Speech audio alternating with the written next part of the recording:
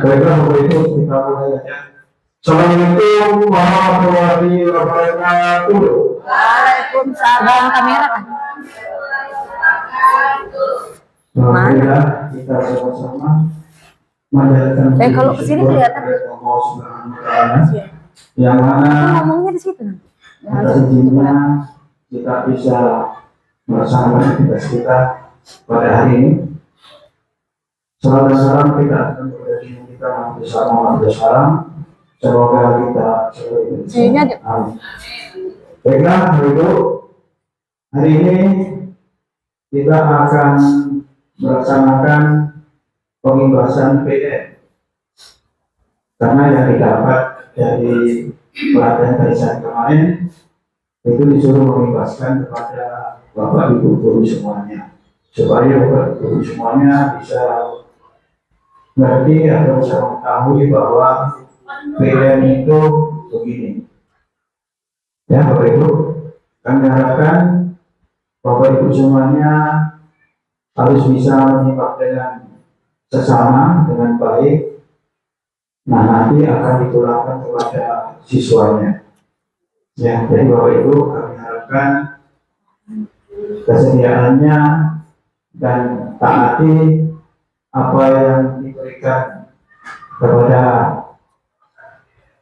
Ibu Naya dan Ibu Ilmayanti yang telah mengikuti latihan kemarin di kali saya. Mungkin itu aja supaya lebih nikmat. Berdoa, mari kita berdoa bersama. Mohon kita berdoa dulu. Langsung berdoa. Yang berdoa, silahkan berdoa masing-masing.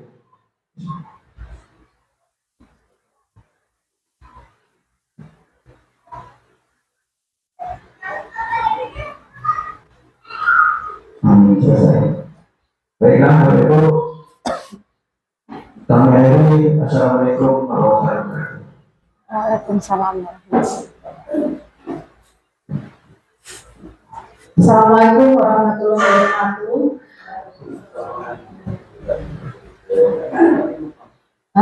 Hari ini kita melaksanakan pembebasan PM yang akan sebenarnya ada 5 modul. Kalau bisa kita selesaikan sampai 3 modul, kalau bisa ya. Nanti dilanjut lagi sampai besok, karena 5 modul. Tapi kalau bisa dihabiskan hari ini, kita akan dihabiskan. Modul pertama itu akan disampaikan oleh Ibu Sentina Sari. Mohon izin ya Bapak Ibu. Saya di sini bukannya mau ngajari, tapi kita belajar sama-sama. Apalagi Bapak Ibu ini adalah senior saya, jadi saya di sini hanya mau berbagi ilmu. Kita belajar sama-sama karena saya juga masih banyak belajar. Nah, sebelum kita melakukan kegiatan, kita ice breaking dulu supaya kita semangat ya Bapak Ibu. Mana ice breakingnya? Mohon berdiri dulu ya Bapak Ibu. Kita ice breaking. Oke, mulai ya.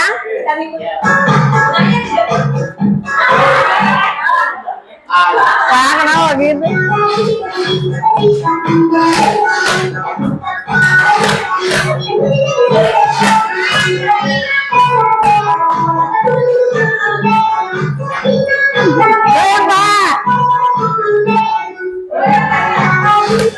Semangat Bapak Ibu, pagi.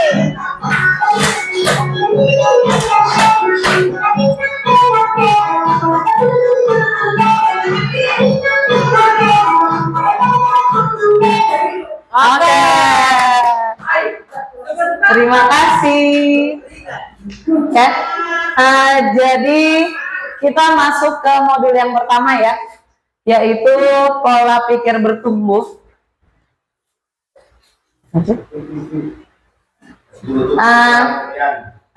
Jadi ini kemarin kami itu pelatihan PM.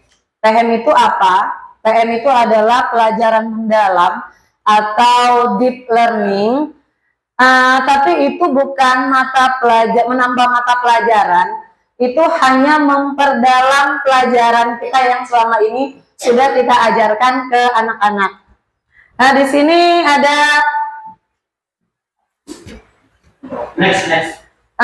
di sini kata Bapak Menteri Pendidikan kita, kalau orang berpikir dengan grow mindset, maka dia yakin masalah yang hanya sedikit itu jalan keluarnya banyak, pasti banyak.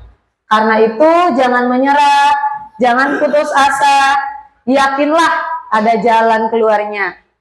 Nah, jadi hasil survei, jadi latar belakang pembelajaran mendalam ini, menurut survei mindset dalam PISA 2018, Indonesia ini termasuk satu dari 6 negara yang memiliki berapa persen murid yang grow mindset-nya itu di bawah 40%. Nah, jadi ada kolerasi positif antara jumlah murid yang grow mindset dengan hasil akademik di suatu negara. Nah, di sini pola pikir itu adalah segalanya. Jadi pola pikir itu akan mendikte tindakan seseorang, kemudian tindakan ini yang dilakukan serta akan menentukan hasil yang diperoleh. Jadi pola pikir itu sangat penting ya. Di sini pola pikir lebih penting dari keterampilan. Pola pikir atau mindset adalah fondasi dari keterampilan dan alat. Pola pikir merupakan cara melihat dan cara berpikir seseorang saat menghadapi masalah. Ini pola pikir berperan untuk memperluas cara seseorang dalam melihat dan berpikir. Jadi pola pikir itu sangat penting. Nah, mengapa manusia itu berbeda-beda?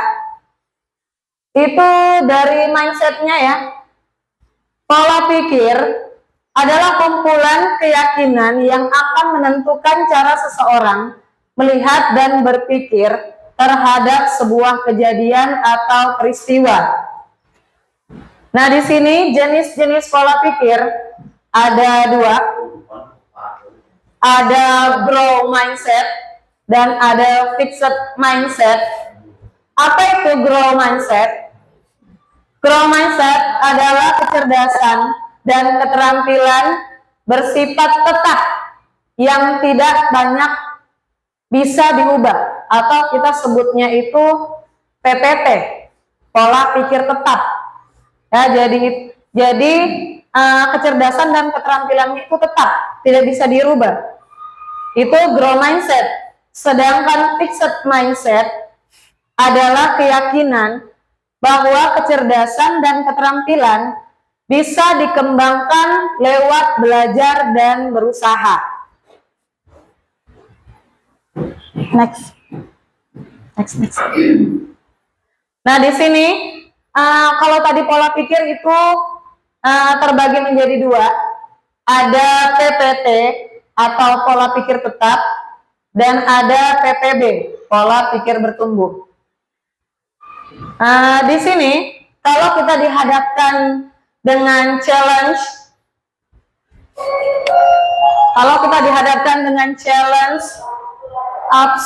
obstacle, effort, kritik, dan suggest order. Challenge itu tantangan ya. Kalau kita berpikir dengan PPT, pola pikir tetap, itu kita mikirnya kalau ada tantangan tuh kita menghindar. Kita menghindar kalau ada tantangan. Tapi kalau kita berpikirnya dengan PPB, pola pikir bertumbuh, kita itu akan menerima tantangan. Gitu. Kemudian obstacle ini rintangan. Kalau ada rintangan, kita berpikir dengan PPT, kita menyerah. Tapi kalau kita berpikirnya dengan PPB, kita bertahan. Kemudian ada effortnya, ada usahanya. Kalau PPT, mubazir, Kalau PPB-nya, oh ini peluang saya supaya saya bisa berkembang, supaya saya bisa lebih maju. Kemudian kritik, kalau kita dikritik orang, kalau kita berpikirnya dengan PPT, oh ini serangan nih orang ini, berarti dia mau apa ya? Kalau dikritik itu dia mau menjatuhkan saya nih, misalnya kayak gitu. Tapi kalau kita berpikirnya dengan PPB, berarti kita berpikirnya dia itu ngasih saran ke kita, gitu. Terus success order, kita melihat kesuksesan orang lain. Kalau kita lihatnya dengan PPT, kita lihat orang lain sukses, wah ini ancaman ini saingan saya nih, kenapa dia bisa sukses ini, saingan saya. Tapi kalau kita melihatnya dengan PPB, dia itu yang kita melihat orang lain sukses, itu bisa jadi inspirasi buat kita. Dia sukses, kenapa aku? Iya, kenapa aku nggak bisa sukses? Aku bisa juga nih seperti dia nih, bisa sukses. Bagaimana ya caranya bisa sukses seperti dia? Nah, seperti itu ya Bapak Ibu, itu perbedaan PPT dan PPB. Kemudian itu mengenali suara. Jadi di sini di PPT ini kita akan belajar cara mengenali suara PPT. Nanti ini akan ada tugasnya. Nah, belajar cara mengenali suara PPT ini, suara yang menimbulkan kekhawatiran dalam menghadapi tantangan dan kesulitan. Misalnya kayak kami nih kemarin ditunjuk untuk pelatihan PM ketalisayan. Kamu ikut pelatihan ketalisayan, saya ini masih PPT. Saya takut, saya khawatir, saya nggak bisa ini, saya nggak bisa ini. Berarti saya masih PPT, saya khawatir. Kemudian kita kenali dulu, baru kita sadari bahwa kita punya pilihan. Nah itu, setelah itu kita berbicara kembali dengan suara PPB. Suara yang menimbulkan optimisme dalam menghadapi tantangan dan kesulitan. Saya tadi ini nggak bisa. Tapi kemudian saya berpikir lagi, kalau tidak sekarang, kapan lagi nih saya belajar? Saya juga mau belajar, saya juga mau bisa. Kan banyak juga teman-teman yang bisa mengajari. Ya, jadi kita harus optimis kalau kita dikasih tantangan. Setelah kita memilih, kita melakukan aksi sesuai dengan suara PPB kita. Singkat aja. Nah, di sini ada contoh suara PPT dan suara PPB. Nah, misalnya di sini PPT-nya, kalau saya gagal, berarti saya tidak mampu. Tapi kalau kita berpikir dengan PPB, kalau saya gagal, berarti saya harus belajar lagi, lalu mencoba lagi.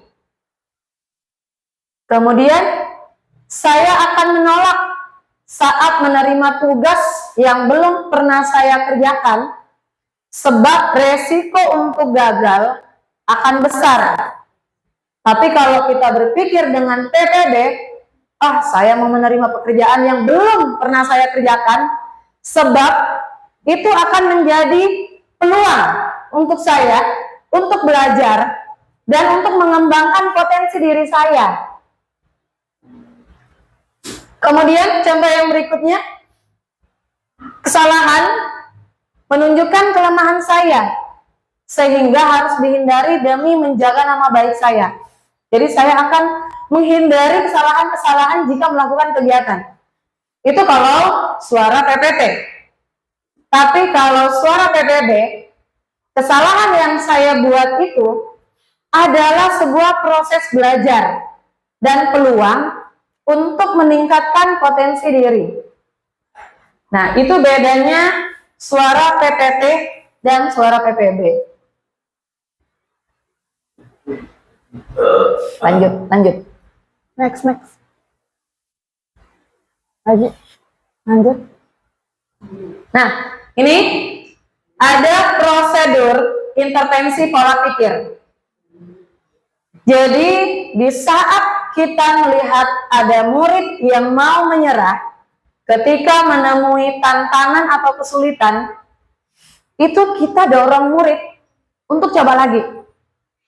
Misalnya nih, Bu, saya sudah enggak, saya sudah saya sudah mau coba, Bu. Saya sudah belajar, tapi hasilnya tetap aja saya dapat 20. Nah, kita sebagai pendidik, kita wajib untuk mendorong mereka, untuk menyemangati mereka supaya mereka mau mencoba lagi. Kemudian pada saat murid mau mencoba lagi, kita harus beri mereka pujian proses karena telah mau berusaha. Nah, pujian proses ini nanti ada contohnya mungkin ya di situ ya, pujian proses. Nah, pujian proses ini bukan hasilnya ya. Pujian proses ini pujian yang mempengaruhi mindset anak kalau dia gagal. Nah, ini di pujian proses yang tadi. Jadi pujian itu ada dua.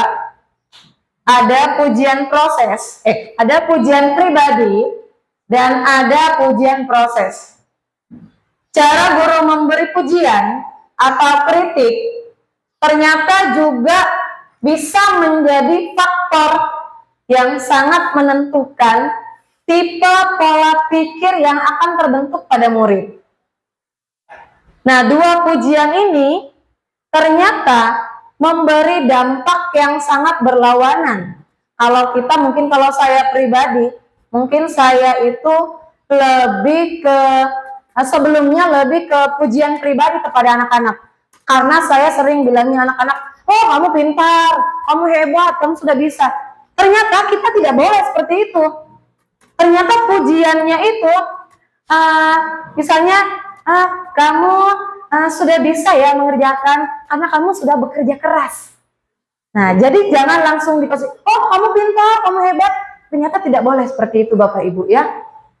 Jadi kita puji itu usahanya, kita memuji kerja kerasnya. Itu yang dinamakan pujian proses.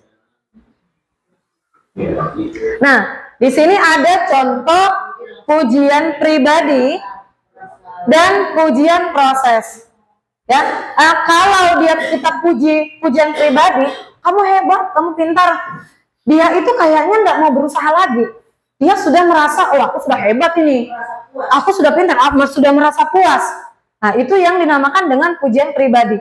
Tapi kalau pujian proses, kayak, kamu sudah bagus ya, kamu sudah bekerja keras, kamu sudah berusaha, nanti ditingkatkan lagi ya usahanya. Nah, seperti itu. Jadi mereka itu selalu berusaha untuk menjadi yang baik lagi. Nah, di sini pujian pribadinya, contohnya, kamu memang berbakat dalam matematika, kamu hebat. Nah, itu sebaiknya kita pakai pujian proses. Seperti, oh kamu butuh materi matematika yang akan menantang otakmu lagi. Nah, supaya dia lebih usaha lagi. Oh, kamu pintar sekali. Nah, ternyata kita seharusnya pakai, kamu telah menggunakan strategi yang tepat untuk menjawab soal ini. Atau kamu anak yang baik ya ternyata. Nah, kita pakai pujian prosesnya. Oh, kamu patut diapresiasi untuk usahamu yang sangat baik. Nah, contohnya seperti itu Bapak Ibu. Oke, baik, sekian Bapak Ibu. Ada yang mau ditanyakan? Jika ada yang mau bertanya, silakan. Mungkin saya tambahkan sedikit ya Bapak Ibu. Kenapa kita mengawali pembelajaran ini mulai dari pola pikir tetap dan pola pikir bertumbuh dulu? Kan kita mulai ini pembelajaran mendalam yang kita pelajari. Kenapa jauh-jauh untuk pola pikir tetap ke pola pikir bertumbuh? Karena apa? Karena kita menghadapi perubahan. Karena di setiap orang itu mindsetnya, pola pikirnya berbeda-beda. Ya, kita mau melakukan perubahan ini ya, perubahan di dalam kelas, perubahan di sekolah kita. Bagaimana kita nanti melakukan semua perubahan itu mulai dari diri kita dulu, pola pikir kita dulu. Nah, kenapa PM dulu? Kenapa? PPD dulu. Kenapa PPD dulu? Karena kita merubah mindset kita dulu, dari kita dulu, baru ke siswa kita. Pasti kita berpikir, kenapa kita belajar ini lagi? Toh di kelas sama aja. Toh di kelas nanti begitu-begitu aja. Nah itu contoh real kita di lapangan, bahwa kita itu mempunyai pola pikir tetap. Pola pikir kita tetap, bukan cuma saya juga, contohnya saya kemarin waktu mau ikut pelatihan, saya ditunjuk, saya ogah-ogahan gak mau, karena saya masih berpola pikir tetap. Bukannya maksud saya sekarang pola pikir saya bertumbuh, tidak. Jadi kita sama-sama belajar, sama-sama mendalami pembelajaran ini, merubah pemikiran kita dulu, merubah dulu pola pikir kita, bahwa ini harus diterapkan di sekolah kita. Gitu. Mungkin sampai di sini. Atau ada ditanyakan? Doa saya? Atau mungkin ada yang mau bertanya-tanya? Ada yang mungkin yang belum paham, bisa tanya jawab dulu, buka sesi tanya jawab. Berterima kasih kepada yang kemarin sudah mengikuti pembebasan pembelajaran di Kalisayan. Sepertinya yang saya lihat yang hari ini kita pelatihan sudah terlihat ada bayangan bahwa yang tadi kita itu kebanyakan PPT, sekarang sudah ada bayangan kita ingin maju menjadi PPT. Ya semoga mungkin itu bisa berlanjut sama-sama dengan kita. Itu adalah pelajaran yang terbaik buat kita, dan juga saya lihat tidak jauh selisih dari pembelajaran dari manusia ini. Karena itu yang terutama yang kita butuhkan kalimat dan cara berbicara di depan anak. Nah, mungkin itu kami sedikit, mungkin kalau bisa kami minta dibimbing lagi. Kalau kami memang tidak paham, kami akan tetap bertanya, walaupun melihat dari usia kita adalah anak atau adik, kami senior, tapi mungkin ilmu tidak sama, mungkin berbeda. Mungkin itu ya. Assalamualaikum warahmatullahi wabarakatuh. Waalaikumsalam warahmatullahi wabarakatuh.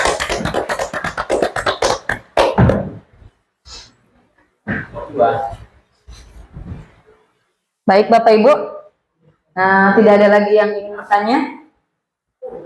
Kalau tidak ada, di sini kami akan memberikan tugas. Kenapa kami memberikan tugas? Karena ini juga sebagai laporan kami ya Bapak Ibu. Jadi mohon kerjasamanya. Kalaupun ada yang sulit, ini bisa dicari Nanti kita cari sama-sama. Kita cari sama-sama. Tapi di sini juga sudah ada contohnya. Tugas yang pertama. Nah, ini tugasnya ya Bapak Ibu. Ini tugasnya per kelompok. Nanti per kelompok mencontreng menurutnya dia itu benar. Terus setiap kelompok mungkin membacakan maju satu orang per kelompok untuk membacakan pendapatnya.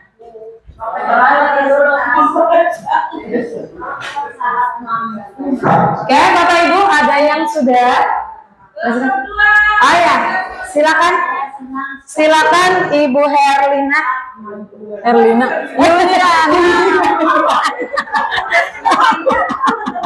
Mulina. Baiklah, terima kasih. Saya Ibu Lina Juliana dari kelompok 2.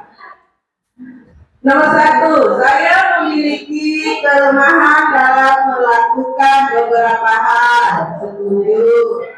Ya. Setuju. Itu menurutnya dia. Gak apa-apa. 2, tidak masalah bila saya gagal, sebab itu kesempatan untuk belajar. Setuju? Jika orang lain melakukan sesuatu yang lebih baik daripada saya, itu akan menyebabkan saya merasa rendah diri. Tidak setuju. Saya suka mencoba hal-hal yang baru meskipun hal itu memiliki resiko. Setuju. Saya merasa sukses pada saat mampu menunjukkan kepada orang lain bahwa saya mahir dalam suatu bidang. Setuju. Ketika orang lain sukses, saya merasa terinspirasi dan ingin melakukan hal yang sama. Setuju. Saya senang saat mampu melakukan sesuatu yang tidak bisa dilakukan orang lain. Setuju juga. Tarik kamu berarti. Tingkat kesederhanaan bisa lewat belajar dan berlatih. Sangat setuju. Ibu Erlina sudah punya pola pikir ya. Sembilan, Ibu Emalia manusia dilahirkan dengan tingkat kecerdasan tertentu bertumbuh. dan tidak bisa diubah lagi. Saya tidak setuju. Kelompok lain apa enggak juga? 10. Kesulitan membuat saya ingin berusaha lebih keras lagi. Jawaban Setuju. 3 dengan 1 apa sama? Terima kasih. Baru penjelasan berarti kita sudah mulai berkembang. Nah, Bapak Ibu, kalau kita lihat jawaban dari kelompok 2, mereka ini banyak memilih yang setuju. Berarti dari kelompok 2 ini sudah menerapkan pola pikir bertumbuh. Ya, Bapak Ibu. Bukan. Dari kelompok lain ada yang mau menambahkan? Sudah. Untuk kelompok lain apa ada jawaban yang berbeda atau sama? Oke, berarti kelompok 1. Kelompok 1 ada yang beda? Ya, Silakan. kelompok 1. Assalamualaikum warahmatullahi wabarakatuh. Inilah hasil daripada kerja kelompok kami. Kelompok berapa? Kelompok 1. Kelompok 1. Yang pertama, saya memiliki kelemahan dalam melakukan beberapa hal. Setuju. Tidak. Yang kedua, tidak masalah bila saya gagal, sebab itu kesempatan untuk belajar. Setuju. Tiga, jika orang lain melakukan sesuatu yang lebih baik daripada saya, akan menyebabkan saya merasa rendah diri. Tidak setuju. Saya suka mencoba hal yang baru meskipun hal ini memiliki resiko. Tidak setuju. Saya merasa sukses pada saat mampu menunjukkan kepada orang lain bahwa saya mahir dalam suatu bidang. Tidak Jawaban setuju. 1 sama nomor 1 mereka berbeda. Kamu jelaskan itu. Ketika orang lain sukses, saya merasa terinspirasi dan ingin melakukan hal yang sama. Setuju. Saya senang saat mampu melakukan sesuatu yang tidak bisa dilakukan orang Itu ada lain. jawabannya tadi. Tidak setuju. Tidak setuju. 8. Tingkat kecerdasan bisa diubah dengan belajar dan berlatih. Setuju. Menurut pendapat saya, manusia dilahirkan dengan tingkat kecerdasan tertentu yang tidak bisa diubah lagi. Setuju. Kesulitan membuat saya ingin berusaha Ada yang berbeda. Setuju. Iya. Sekian dan terima kasih. Assalamualaikum warahmatullahi wabarakatuh. Waalaikumsalam warahmatullahi wabarakatuh. Silakan, ada yang mau menambahkan lagi? Untuk kelompok 3, mungkin ada yang berbeda? Sama juga. Ya, baik Bapak Ibu. Berarti itu tadi ya. Berarti alhamdulillah kita semua ini sudah menerapkan pola pikir bertumbuh. Dikasih apa? Dikasih W, kasih O, kasih W. Wow, keren. Wow, keren. Baik Bapak Ibu, itu tadi penjelasan saya untuk modul 1. Selanjutnya modul 2 akan dijelaskan oleh Bu Irma. Silakan Bu Irma. Ya, Assalamualaikum warahmatullahi wabarakatuh.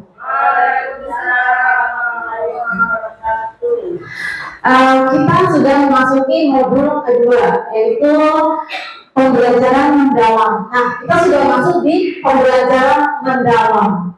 Apa sih pembelajaran mendalam? Iya. Iya. Ya, pembelajaran mendalam itu bukan kurikulum ya.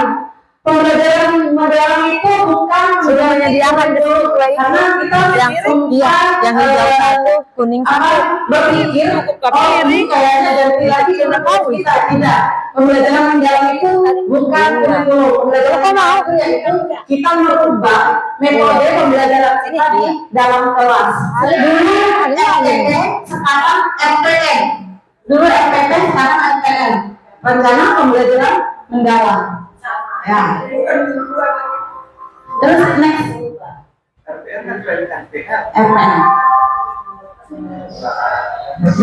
Perubahan masa depan sudah diprediksi, permasalahan mutu pendidikan, literasi, numerasi, keterampilan berpikir. Keterampilan berpikir tingkat tinggi peserta didik Indonesia kita ini masih rendah. Kenapa kita menggunakan AMDK? Karena kita mengukur literasi numerasi kita, literasi numerasi sekolah kita itu melalui AMDK itu. Terus next. Mengapa perlu pembelajaran mendalam? Nah, pembelajaran mendalam melengkapi pendekatan pembelajaran dengan menambah karakteristik praktik pedagogi, yaitu ada keterlibatan, berkesadaran, memuliakan, pengembangan budaya belajar, pemanfaatan teknologi digital dengan multi interdisiplin ilmu pengetahuan. Keterlibatan itu maksudnya guru membangun keterlibatan peserta didik sebagai subjek belajar untuk memperoleh pengalaman belajar yang bermakna. Maksudnya kita sebagai guru untuk mendapatkan pembelajaran yang bermakna, kita guru itu sebagai subjeknya. Terus berkesadaran. Kita bermakna dulu, baru kita berkesadaran. Maksudnya bermakna itu kita memberi pembelajaran yang bermakna di dalam kelas, maka akan tercipta nanti berkesadarannya. Guru lebih dapat membangun kesadaran peserta didik untuk menjadi pembelajaran yang termotivasi secara intrinsik untuk belajar serta aktif mengembangkan strategi belajar untuk mencapai tujuan. Nah, setelah bermakna kita dalami di dalam kelas, maka anak-anak tujuan pembelajaran kita harus berkesadaran, memuliakan ini guru dan peserta didik saling menghargai, menghormati potensi martabat. Kita memuliakan siswa kita, maksudnya dari memuliakan ini seperti misalnya kalau kita suruh maju, silakan maju, kita bisa menyentuhnya dengan perasaan ayo kita nggak usah marah-marah gitu, ayo silakan maju ya, itu termasuk dari memuliakan peserta didik, saling menghargai, antara guru juga menghargai guru, saling memuliakan peserta didik kita. Terus pengembangan budaya belajar, guru lebih dapat mengembangkan kreativitas dan berinovasi melibatkan peserta didik dalam pengembangan pengalaman belajar. Guru lebih mengembangkan kreativitasnya lagi, lebih banyak kreativitasnya lebih ditingkatkan lagi, berinovasi lagi di dalam kelas. Itu pengembangan budaya belajar. Terus pemanfaatan teknologi digital. Kan sekarang kita banyak menggunakan Canva, menggunakan ChatGPT. Karena sekarang sudah disajikan banyak hal-hal yang memudahkan kita para guru, kita harus memanfaatkan teknologi itu. Bagaimana kita agar di kelas kita itu lebih menyenangkan lagi, biar anak-anak ini tidak ngantuk gitu loh, tidak ngantuk di kelas, biar dia berkesadaran nantinya. Terus multi interdisiplin ilmu pengetahuan, guru dan peserta didik lebih dapat menerapkan multi interdisiplin ilmu pengetahuan dalam proses pembelajaran. Next. Nah, ini pembelajaran dalam merupakan pendekatan yang memuliakan dengan menekankan pada penciptaan suasana belajar dan proses pembelajaran berkesadaran, bermakna dan bergembira melalui olah pikir, olah hati, olah rasa, dan olahraga. Nanti saya jelaskan itu ya. Terus, pembelajaran mendalam itu berkesadaran bermakna, menggembirakan. Apa tadi? Berkesadaran itu maksudnya sadar bahwa tujuan pembelajaran itu akan tercapai. Mereka sudah mencapai pembelajaran kita sudah tercapai, maka akan bermakna. Menggembirakan itu apa? Menggembirakan itu seperti kita melaksanakan game, memberi apa namanya ice breaking, biar anak-anak itu tidak merasa tertekan. Itu termasuk dari menggembirakan. Olah pikir, olah hati, olah rasa, olahraga, mewujudkan profil lulusan 8 dimensi. Next. Nah ini ya, ini berkesadaran itu pengalaman belajar peserta didik diperoleh ketika mereka memiliki kesadaran untuk menjadi pembelajaran yang aktif dan meregulasi diri. Peserta didik memahami tujuan pembelajarannya, termotivasi secara intrinsik untuk belajar serta aktif mengembangkan strategi belajar untuk mencapai tujuan. Oh, mereka itu sudah sadar. Oh, aku ini sepertinya kalau belajar ini nanti aku bisa nih belajar begini. Ada kesadaran tumbuh di dalam dirinya. Terus bermakna peserta didik dapat merasakan manfaat dan relevansi dalam hal-hal yang dipelajari untuk kehidupan. Peserta didik mampu mengkonstruksi pengetahuan baru berdasarkan pengetahuan lama dan menerapkan pengetahuannya dalam kehidupan nyata. Nah, bermakna ini pun juga kita mengkaitkan pembelajaran kita di kehidupan nyata. Terus menggembirakan seperti yang saya jelaskan tadi, pembelajaran yang menggembirakan merupakan suasana belajar yang positif, menyenangkan dan menantang. Next.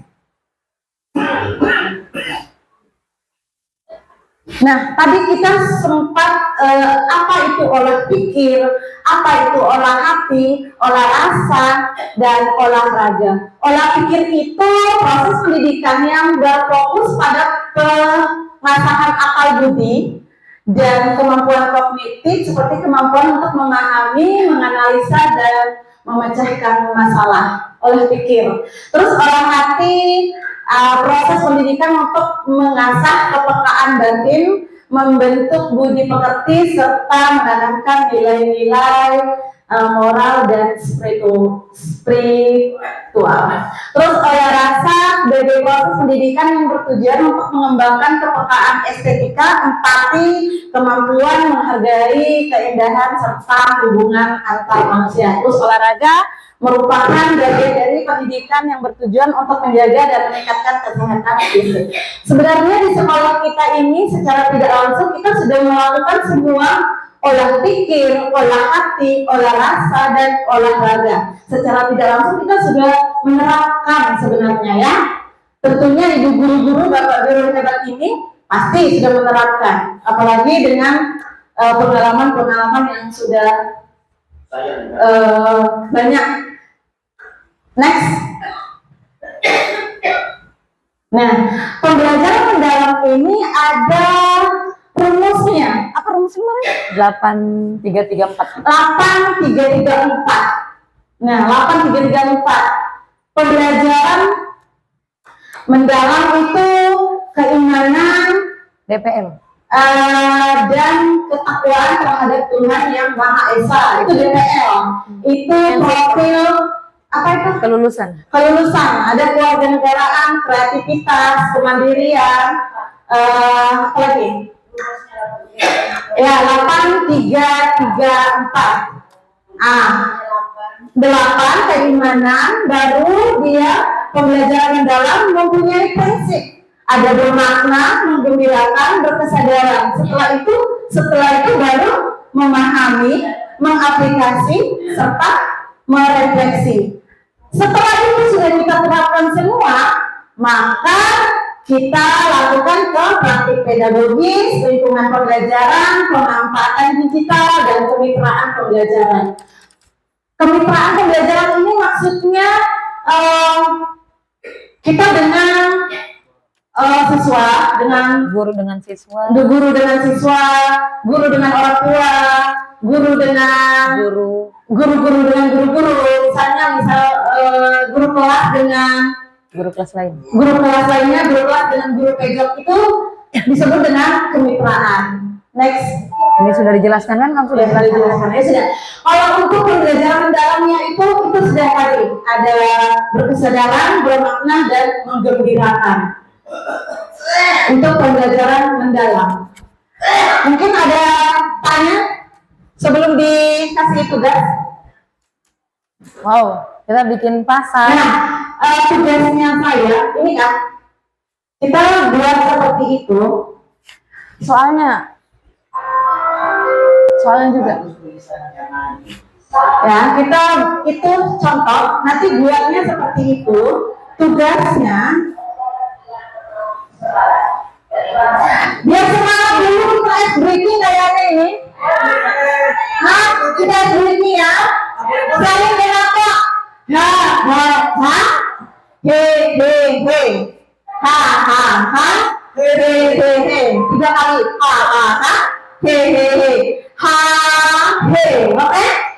Berkelompok ya, saling menatap kanan kirinya. Kenapa menatap kanan kirinya? Biar tahu siapa duduk di samping kita. Nanti nggak tahu siapa yang duduk di samping kita. Oke, siap, siap diri. Ya, semangat dari itu waktu pagi. Ya, 1, 2, 3. Ha, ha, he, he, he. Ha, ha, he, he, he. Ha, he, he, he. Ha, he, he, he. Iya.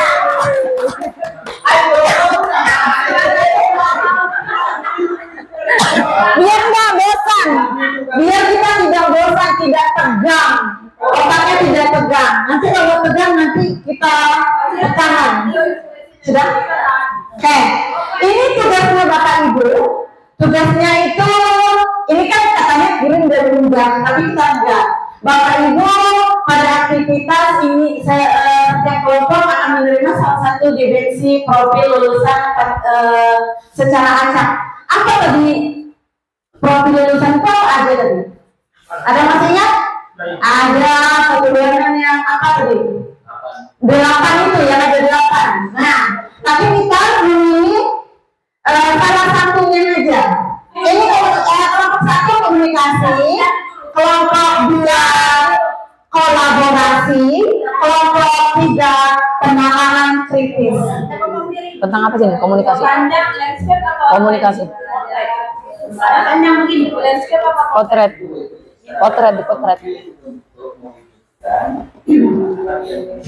Kalau itu udah jelas. Enggak.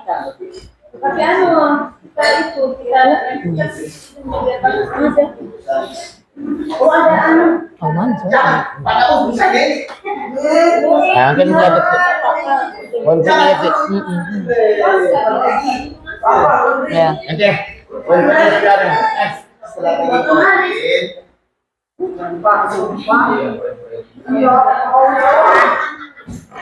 Ini udah bilang itu ya. Udah berapa definisi profil kelulusan komunikasi Pinjam anggota. Ada bos nama nulis di situ? Ngapain itu? Dia anunya kayak kaligrafi kayak kami itu teman kali. Kalau makan baju. Busna, mau seperti itu aja loh. Nah, ini dari kumpul juga seperti itu. Juga sama dia.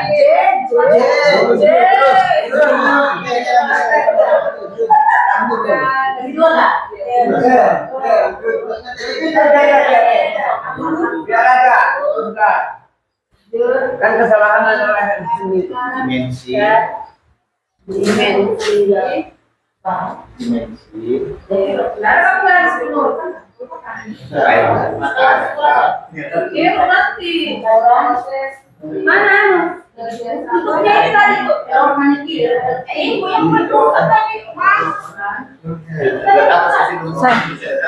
Say.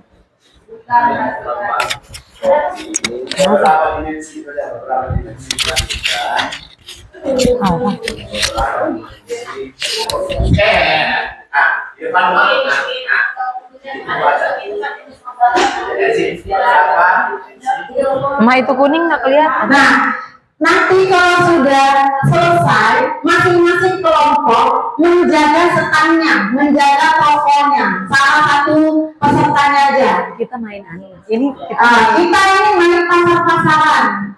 Dan salah satu masing-masing kelompok menyampaikan tugasnya dan dipilih salah satunya teman kalian untuk menjaga standnya, untuk menjaga tokonya, ya. Terus kelompok lain akan berkomentar.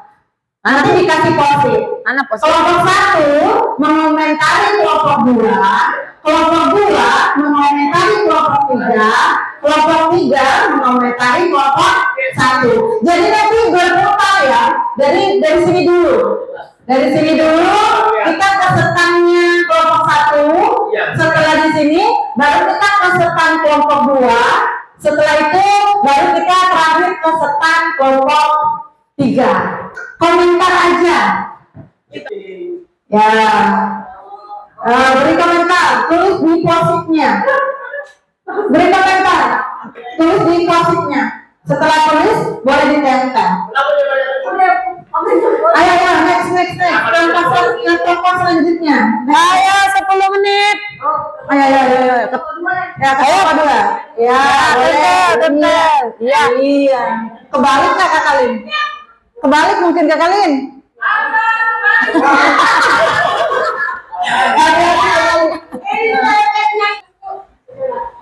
Nah, ya tempel.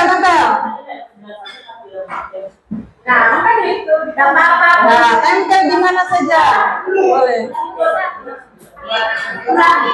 Ini salah satu ini yang kedua jadi untuk mewujud profil kemudian peran dalam kelompok sebenarnya diberi peran berbeda, misalnya pemimpin, pencatat, penyanyi dan pengatur waktu. Komentarnya aja ditempel aja.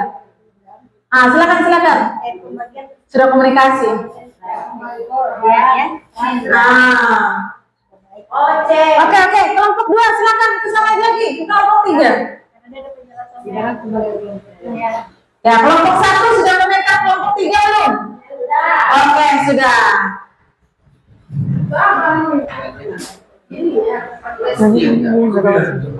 Ya. Mantap. Kenapa kita saling mengomentari?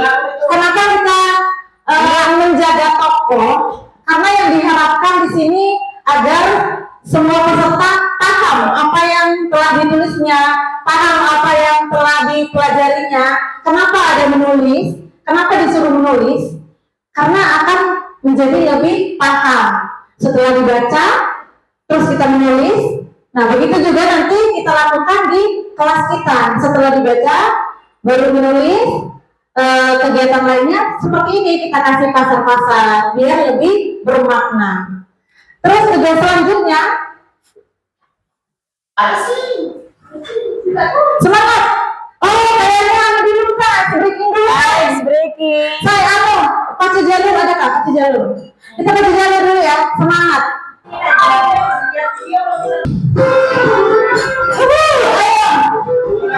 Jalannya. Ayo semangat. Iya. Kalau semangat Kak.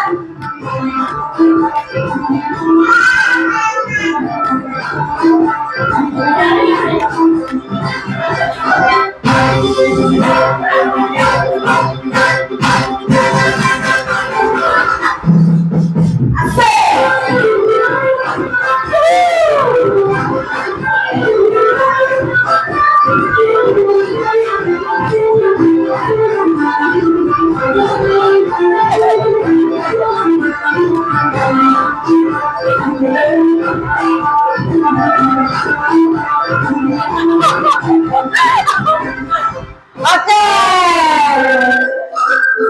Semangat sudah? Sudah semangat?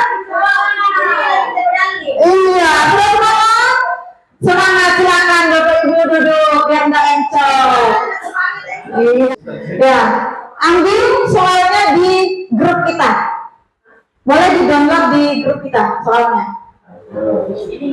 tulis nama anggota, lalu prinsip pembelajarannya, definisi dari prinsip pembelajaran berkesadaran. Apa itu prinsip pembelajaran berkesadaran? Dijelaskan definisinya. Setelah itu baru karakteristiknya. Setelah itu baru karakteristiknya apa saja, ditulis di Word aja, nggak usah di ini. Baru contoh aktivitas pembelajaran yang mencerminkan prinsip berkesadaran itu apa saja. Nah, kalau ini baru presentasi per kelompok. Dikasih waktu 3 menit. Woi. Oke, ternyata kita sudah dapat peserta kelompok 3. Silakan kelompok 3, siapa yang mau mempresentasikan? Waalaikumsalam warahmatullahi wabarakatuh. Yang terhormat Bapak Ibu guru yang hebat, kami dari kelompok 3 akan mempresentasikan hasil kerja diskusi kami, yaitu tentang prinsip pembelajaran mendalam atau yang biasa kita sebut PM. Baru mana? Di sini ada prinsip pembelajaran yang berkesadaran. Pertama adalah divisi pendekatan dalam proses pembelajaran. Ini yang perlu saya jelaskan sampai saya habis. Ini lama itu bisa kita lihat bersama. Ada wilayah sekolah. Kita selesaikan dulu di kelas kita. Kita ngomong sama murid, kita ngomong sama orang tua, itu bisa kita selesaikan yang kita bawa ke kepala sekolah dulu. 3. Assalamualaikum warahmatullahi wabarakatuh. Sebelumnya kita ada kritik, silakan saja. Oke, beri tepuk tangan dulu. Kasih A, kasih W, kasih O, kasih W. Wow, keren. Wow. Oke. Satu aja kelompok untuk hari ini mempresentasikan untuk mewakili kelompok lainnya. Dan ya, di sini kita bahas dulu tentang prinsip pembelajaran berkesadaran. Kelompok 3 sudah dapat mendefinisikan apa itu prinsip pembelajaran berkesadaran, pendekatan dalam proses belajar yang menekankan pada kehadiran penuh, kesadaran diri dan keterhubungan dengan pengalaman belajar, mendengarkan penuhan. Oke. Untuk kelompok 3 sudah bagus, kita beri tepuk tangan dulu. Untuk modul hari ini kita sudah bahas dari modul 1 Sampai modul 2. sampai modul 2. Masih ada satu tugas lagi untuk modul 2. Besok lanjut. Ya, besok kita lanjut karena kami menjelaskan 5 modul. Besok masih ada tugas ya Bapak Ibu. Terima kasih atas partisipasinya hari ini. Semoga kita tetap semangat dan merubah pola pikir kita lagi untuk menjadi guru masa depan dan membimbing anak-anak kita menjadi lebih baik untuk masa depannya. Untuk penutupnya saya akhiri. Assalamualaikum warahmatullahi wabarakatuh. Waalaikumsalam warahmatullahi wabarakatuh. Assalamualaikum warahmatullahi wabarakatuh. Alhamdulillah, ini pertemuan kita yang kedua. Kita melanjutkan kegiatan kita yang kemarin.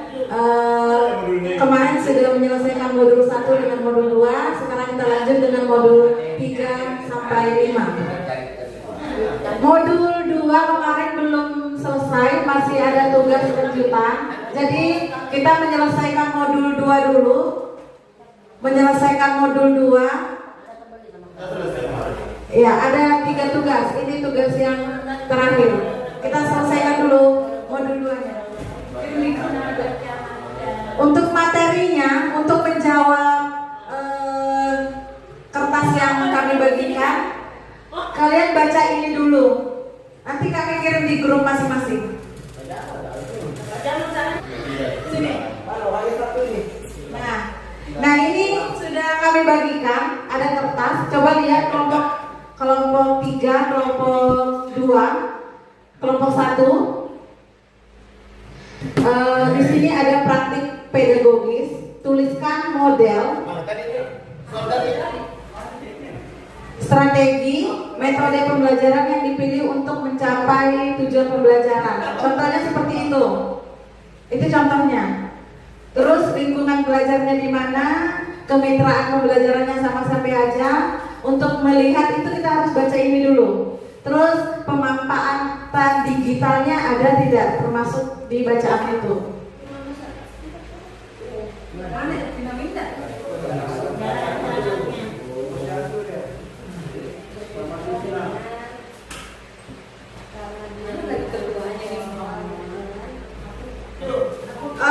Untuk Ibu Lina Yuliana, tolong dibaca dulu supaya teman-teman juga mendengar semua. Baiklah, saya akan membacakan contoh studi kasus 1 yang berjudul Dari Ladang ke Piring. Ketika murid kelas 1 dan 4 di Sangan, Dari Ladang ke Piring mendorong murid menjadi pemikir, pelaku, penjaga budaya, serta lingkungan mereka, mengubah kegiatan sekolah menjadi pengalaman belajar yang bermakna. Sekian dan terima kasih. Ya, sudah kita baca, sudah dipahami isi bacaannya. Kelompok 1 sama kelompok 2 sudah dijawab? Sudah. Untuk kelompok 1 bisa menjawab, bisa maju ke depan membawa hasilnya. Assalamualaikum warahmatullahi wabarakatuh. Inilah hasil dari diskusi kami kelompok 1, metode penelitian diskusi dan tanya jawab. Buat poster menggunakan HP. Kasih apa? Kasih W, kasih O, kasih W. Wow, dulu. Satu.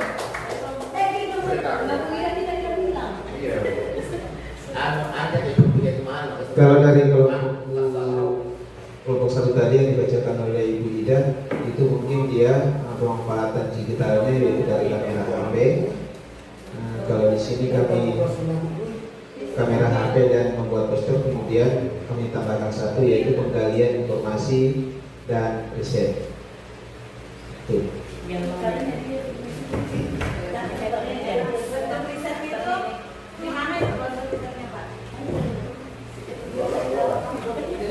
Yang pencarian data karbon tadi itu.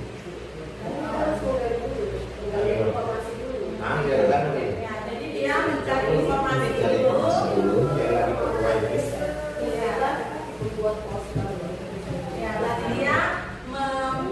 meriset dulu, mencari informasi, baru dia membuat poster. Ya.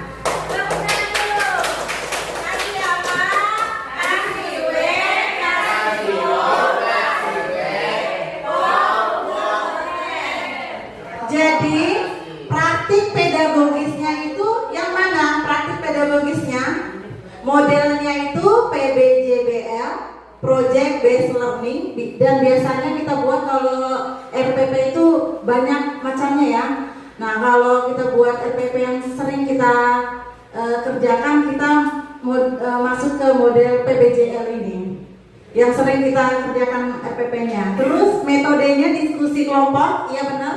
Ya tidak? Diskusi kelompok tidak mereka di situ? Ada? Nah, penugasan, proyek, presentasi. Terus strateginya murid belajar dengan menghubungkan pengetahuan akademik dengan pengalaman nyata. Yang masuk pengalaman nyatanya di mana? Ke ladang. Ya. Terus lingkungan pembelajarannya di ladang, sawah. Terus kemitraannya siapa di sini? Siapa di situ kemitraannya? Petani, masyarakat lokal. Kalau kita nelayan, ada. Itu anggota keluarga dengan sesepuh desa. Semuanya masyarakat ikut menjadi kemitraan. Cukup dipahami sampai di situ Bapak Ibu yang modul 2. Kita masuk ke modul 3. Oh ya, kita mau ice breaking dulu. Semangat. Sekali lagi ice breaking. Tes ya. Oke. Ikut. Mancing.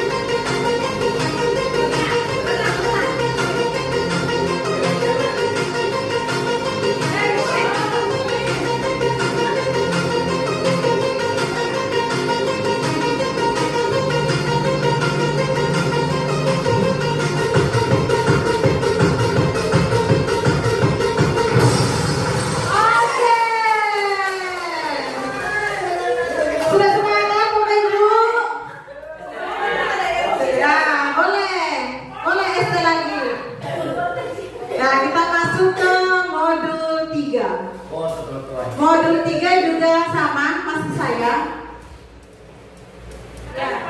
Kita masih pendalaman PM masih ya.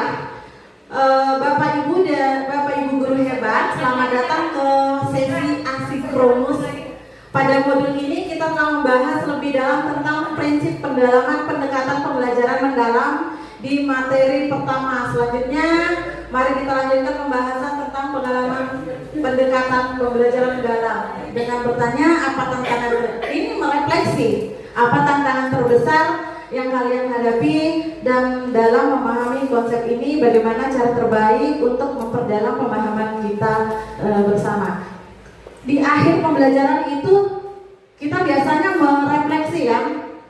Selalu kita refleksi di akhir pembelajaran. Secara tidak langsung kita sudah mengerjakan refleksi itu sendiri.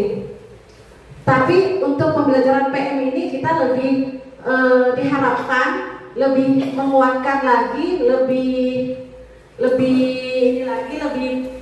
baik lagi dari kemarin. Untuk ini banyak di taksonomi Bloom dengan taksonomi Solo, itu aja sih perbedaannya. Ya. Untuk taksonomi Bloom itu menciptakan, mengevaluasi, menganalisis, menerapkan, memahami, mengingat. Kalau Solo itu berpikir abstrak yang mendalam, relasional, multistruktural, unstruktural, dan praktural. Nah, taksonomi Solo itu dikembangkan oleh John Biggs dan Kevin Collins pada tahun 1982. Taksonomi ini membantu guru untuk menilai kualitas hasil belajar peserta didik berdasarkan tingkat pemahaman mereka terhadap suatu topik. Taksonomi Solo mengklasifikasikan hasil belajar ke dalam 5 tingkat hierarki, mulai dari pemahaman yang dangkal hingga yang lebih mendalam. Nah, tadi kita tanya apa itu struktural, prastruktural itu tidak memahami materi, uninstruktural itu memahami satu aspek saja, multistruktural itu memahami beberapa aspek tanpa menghubungkan, relasional itu menghubungkan berbagai aspek secara kohesif, terus berpikir abstrak yang mendalam, menerapkan pemahaman dalam konteks baru. Ada yang mau ditanyakan untuk? Oke, kalau tidak ada pertanyaan, kita langsung ke kegiatannya aja. Di bawah itu. Ya, kita sama-sama dulu nonton video video pembelajaran ya.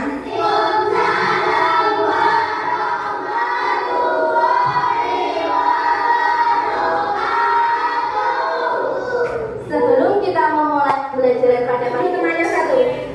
Ya, dulu.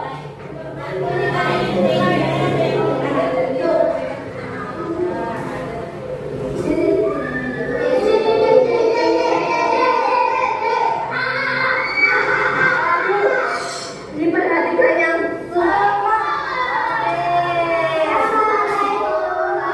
Masuk refleksi. yang soal evaluasi atau jika Sudah selesai kelompok 3, kelompok 1, kelompok 2 sudah selesai. Tadi kita sudah menyaksikan video, menonton sama-sama pembelajarannya dari Ibu siapa tadi ya? Ibu itu pembelajaran, dia sudah menerapkan pembelajaran apa itu? Bermakna, menggembirakan, sama apa lagi? Kita baca nomor 1. Kita baca nomor 1 sama-sama ya. Guru memberikan kenyamanan murid dalam belajar. Nyaman gak kita kira-kira muridnya belajar di dalam kelasnya? Nyaman, karena ruang kelasnya juga sepertinya lengkap, bagus. Guru untuk prakarsa, kreativitas sesuai dengan bakat, minat, dan perkembangan. Ya, karena kelompoknya tadi berbeda-beda materinya, soalnya. Terus habis. Sudah ya? Ya, berarti prinsip menggembirakannya ada, prinsip pembelajarannya ada, bermaknanya juga ada. Oke, kita sudah menganalisis video untuk modul 3 sudah selesai. Kita masuk ke modul 4 yang akan dijelaskan atau dibacakan oleh Ibu Servina Sari. Oke, masih semangat Bapak Ibu?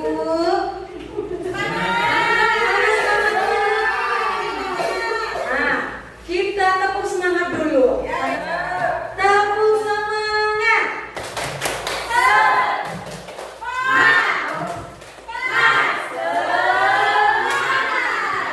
Oke, terima kasih untuk kita semua. Jadi, kita sudah masuk ke modul 4. Ini tentang asesmen. Pasti sudah tahu ya bahwa asesmen ini berarti apa ya Bapak Ibu? Tes malam. Nah, berarti penilaian. Asesmen ini berarti penilaian dalam pembelajaran mendalam yang tidak bias oleh latar belakang atau identitas atau kebutuhan peserta didik. Maksudnya ini berkeadilan. Jadi kita itu kalau menilai anak-anak itu tidak membeda-bedakan anak-anak. Autentik. Autentik ini penilaian yang mempresentasikan realitas kehidupan atau konteks sehari-hari, berfokus proses dan produk belajar dalam konteks yang nyata dan bermakna, bertujuan mengukur kompetensi nyata seperti pemecahan masalah, berpikir kreatif, berpikir kritis, berpikir kreatif, kolaborasi dan komunikasi. Apa sih maksudnya autentik? Jadi kalau kita memberi penilaian, autentik itu berarti berdasarkan dengan kenyataan kehidupan kita, sesuai dengan lingkungan sekitar kita. Misalnya karena kita di daerah pesisir, maka kita membuat penilaian itu menyesuaikan dengan daerah kita. Berarti mungkin tentang nelayan, tentang laut. Jangan kita membuat penilaian tentang pegunungan, pesawahan, kan? Sampai sini ada yang mau ditanyakan? Silakan Pak Indra. Oke, baik, terima kasih. Assalamualaikum warahmatullahi wabarakatuh. Ya, saya sendiri kan dari perwakilan kelompok 2 ingin bertanya tentang asesmen pembelajaran mendalam yang mana tadi sudah dijelaskan oleh Ibu, sudah sangat lengkap, dan pertanyaan pertanyaan saya ini sangat inti. Apakah asesmen pembelajaran mendalam ini sangat penting, Bu? Iya, sangat penting. Kalau memang sangat penting tuh kenapa? Untuk mengukur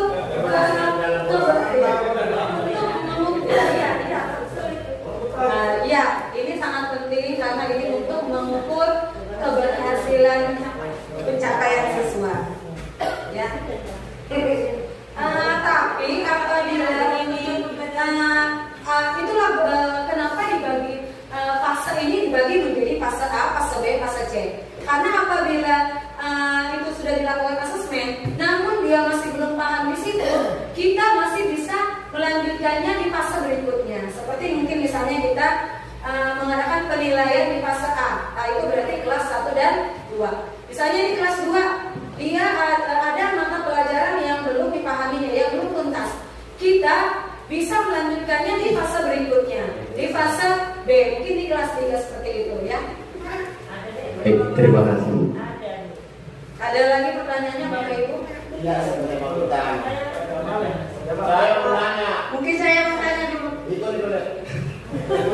Bertanya tentang asesmen tadi ya. Itu tadi ada penilaian sampai berapa ya? 9 ya? Berapa yang observasi, kinerja, penilaian ini, sama ini yang saya kurang ini tentang penilaian antar teman. Nah, tolong dijelaskan seperti apa sih penilaian antar teman? Ya, terima kasih atas pertanyaannya Ibu. Baiklah, saya dari kelompok 2. Baiklah, saya Ibu Lina Yuliana dari kelompok 2 tadi mau menanggapi.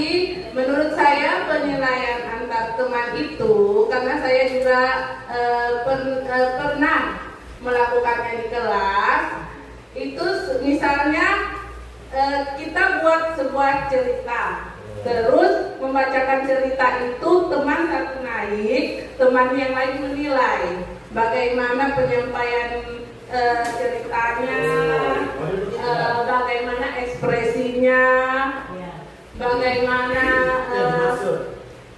ya kurang lebih seperti itulah. Ya, terima kasih. Kalau ada yang mau menambah. Ya, terima kasih Bu Lina. Apa ada tambahan lagi dari teman-teman? Oke, terima kasih teman-teman. Kasih apa? Kasih W. Kasih O. Kasih W. Wow, keren. Baiklah, kita ke tugas. Tugasnya ini kita hanya membandingkan asesmen tadi, asesmen A dan B. Ini besok weekend.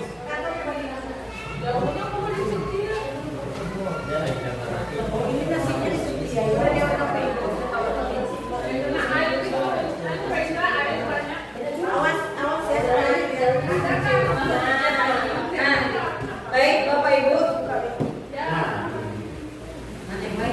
Baik Bapak Ibu. Jadi untuk tugas di modul 4 ini, asesmen tadi itu kan terbagi menjadi 2 jenis, yaitu asesmen formatif dan asesmen sumatif. Jadi untuk kedua asesmen itu, Bapak Ibu diharapkan untuk mendefinisikannya, kemudian tujuan diadakan asesmen itu untuk apa, jenisnya apa saja, dan tekniknya seperti apa. Contoh tugasnya seperti ini ya Bapak Ibu. Contoh tugasnya seperti ini. Definisinya apa, tujuannya apa, jenis dan tekniknya apa. Baru kawan? Oke. Baik Bapak Ibu, kalau ada yang selesai boleh mempresentasikan hasil diskusinya. Kelompok 1 mungkin sudah. Kelompok 1.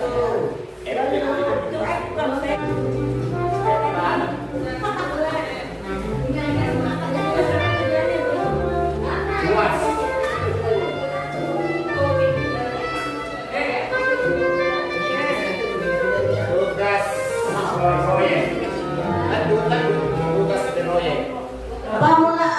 Penilaian formatif definisinya penilaian yang dilakukan selama proses pembelajaran untuk sip, tiket atau catatan keluarga, minmat atau konsermat. Oke, kasih apa?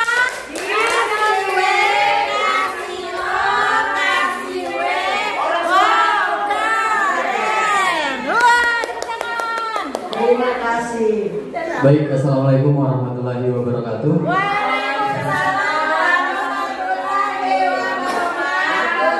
Ya, saya di sini akan menyampaikan hasil kerja kelompok 2 tentang asesmen. Di sini ada 2 formatif dan sumatif. Dan di sini ada definisinya tentang proses penilaian yang dilakukan selama pembelajaran untuk memantau perkembangan belajar siswa atau peserta didik dan memberikan umpan balik berkelanjutan. Dan untuk sumatifnya di definisi penilaian yang dilakukan di akhir proses pembelajaran, misalnya akhir semester atau akhir unit, untuk mengevaluasi hasil belajar siswa secara keseluruhan. Adapun tujuannya untuk meningkatkan pembelajaran, dan untuk sumatifnya menilai pencapaian hasil pembelajaran. Untuk jenis formatif, kuis singkat, tanya jawab, observasi langsung, eksis tiket, jurnal reflektif, slide assessment, diskusi kelompok. Dan untuk sumatifnya, ujian akhir, proyek akhir, portofolio, laporan praktikum, presentasi atau dokumentasi, penilaian produk, artefak atau sertifikat nilai akhir.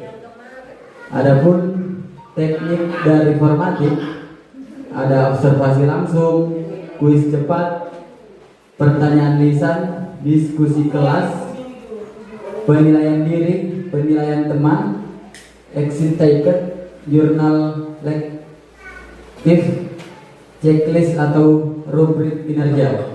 Adapun sumatifnya itu tes tertulis, proyek akhir, portofolio, presentasi atau demonstrasi, penilaian produk, laporan praktikum kegiatan, penilaian kerja, dan ujian portofolio. Itulah hasil dari kelompok 2 tentang asesmen.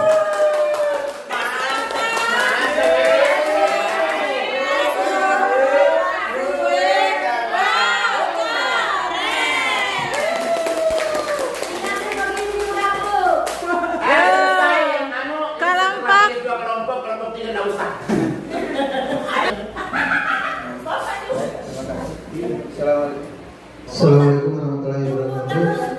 Bapak Ibu guru yang hebat serta narasumber yang hebat, ini hasil diskusi kelompok kami dari kelompok 3. Dan ini ada asesmen penilaian, ada formatif dan ada sumatif.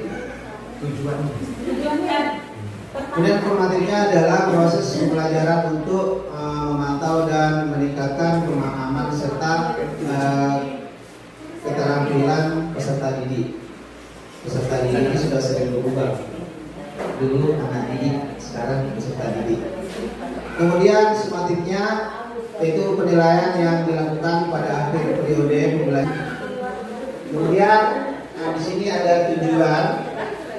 Yang pertama yaitu tujuan formatifnya untuk memberi nilai akhir, memberikan umpan balik agar siswa dengan guru mengetahui sejauh mana pemahaman sudah tercapai dan apa yang perlu diperbaiki atau dibenahi. Kemudian yang untuk sumatifnya untuk mengukur pencapaian hasil belajar sekaligus sebagai dasar pengambilan keputusan.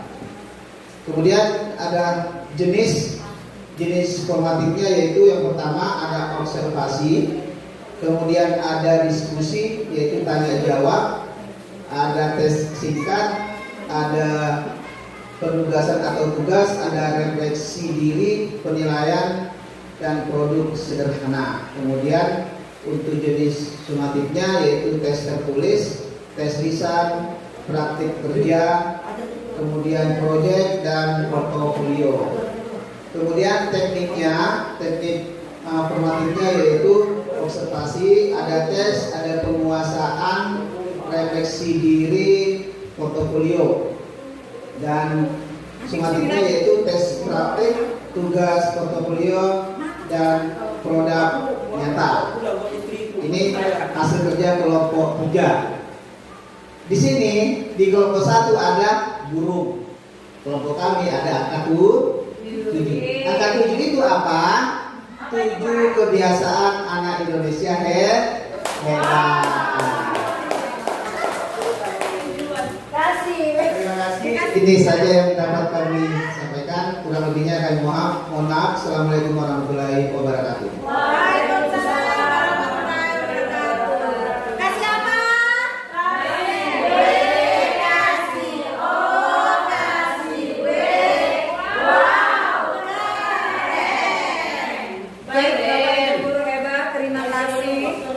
Baik Bapak Ibu guru hebat, terima kasih atas waktunya.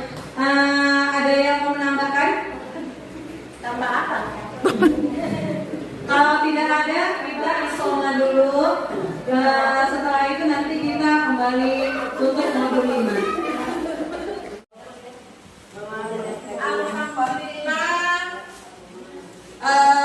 Berakhir sudah kegiatan PM kita hari ini yang dilaksanakan dari kemarin sampai sekarang, diakhiri dengan tadi peer teaching yang dilakukan oleh Ibu Dina Yuliana. Sangat mengesankan, sangat mendalam. Semoga pembelajaran PM yang kita dapati, yang kita pelajari hari ini, kemarin bisa dapat diterapkan di kelas kita masing-masing.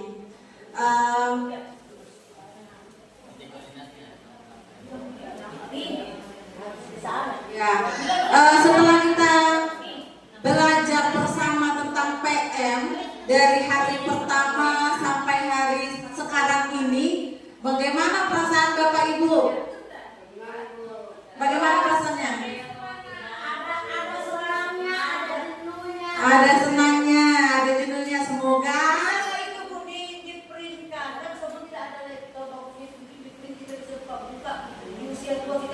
ya, nanti di printkan sambil dibaca. Ya, PP-nya kita kasih. Iya, iya. Tidak ada latihan, tapi mukanya kita sudah kenal. Iya, kita sudah mengetahui. Kalau kita lihat, berarti kita langsung lihat kalau ini. Ya, jadi bagaimana pendapat Bapak Ibu setelah kami menjelaskan dari modul 1 sampai modul 5, ada perasaan seperti apa Bapak Ibu? The best. Oke, terima kasih. Terima kasih Bapak Ibu sudah mendukung kami berdua untuk menutup acara kita hari ini. Kita baca Alhamdulillah. Saya akhiri. Assalamualaikum warahmatullahi wabarakatuh. Waalaikumsalam. Dikasih apa? Dikasih B, dikasih O, dikasih B.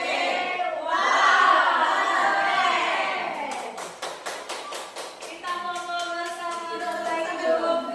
Kalau WOW ada meminta konsultasi berulang-ulang.